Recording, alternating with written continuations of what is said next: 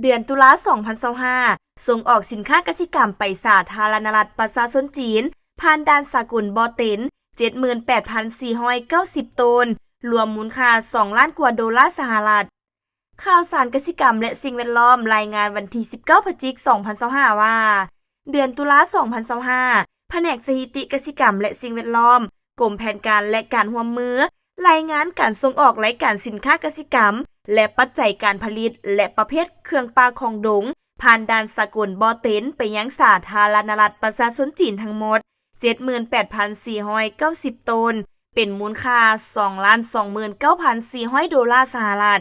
สินค้ากสิกรรมที่ส่งออกส่วนหลายแมนแป้งมันต้นยางพาราหมักกล้วยสาลีไม้เฟอร์นิเจอร์หมักเดือยเปลือกเมือกเครือแดงด่างหมักคาและดอกดาวเฮืองบรรดารายการที่ส่งออกมีรายละเอียดคือ 1. แป้งมันต้น 5,366 ตนมูลค่า 17,4,200 ดอลลาร์สหรัฐ 2. ยางพารา 16,123 ตนมูลค่า 2,343,873 ดอลลาร์สหรัฐ 3. หมักกล้วย 67,206 ตนมูลค่า 16,807,440 ดอลลาร์สหรัฐ 4. สาลี 3,129 ตนมูลค่า 16,807,440 ดอลลาร์สหรัฐ 5. หมักเดือย 2,261 ตนมูลค่า 789,300 ดอลลาร์สหรัฐ 6. เปลือกเมือก 33 ตนมูลค่า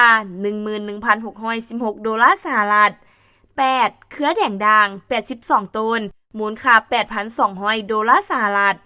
9. มะข่า 165 ตนมูลค่า 118,500 ดอลลาร์สหรัฐ 10. ดอกดาวเฮือง31 ตนมูลค่า 14,880 ดอลลาร์สหรัฐ 11. ไม้เฟอร์นิเจอร์ 1,059 ตนมูลค่า 481,374 ดอลลาร์สหรัฐผลิตภัณฑ์ไม้หน้าเขียงไม้ซักไม้ดู